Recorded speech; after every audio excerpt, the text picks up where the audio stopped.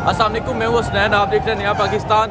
आज मैं आपको हकीकी लीडर इमरान खान दिखाऊंगा जो सियालकोट आए थे, किस तरह अपनी आवाम के अंदर से अपनी आवाम के अंदर से गुजर के ये बाहर जा रहे हैं।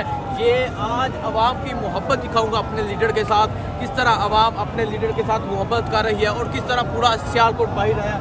आप ज़रा देखें, ये देखें, ये है खान साहब की गाड़ी, वो वाली खान साहब की गाड़ी है, ये खान साहब की गाड़ी है और ये आवाम का समंदर है और ये आवाम के समंदर की खान साहब के साथ मोहब्बत है।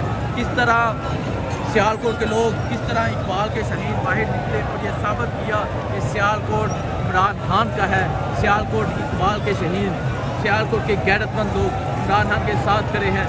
इस तरह इन्होंने पूरा दिन रुकावटें डाली, जगह जगह कंटेनर लगाए, 800 गैस फेंकी, शेलिंग की, लेकिन इन सियालकोटियों का, इन पाकिस्तानियों का जज्बा कम नहीं हो सका और इसको कहते हैं हकीकी लीडर। आप ज़रा देखें किस तादाद में, जहाँ तक नज़र जाती है लोग हैं, जहाँ तक नज़र जाती है लोग हैं और इमरान खान इन लोगों के अंदर से गुज़र के बाहर जा रहा है।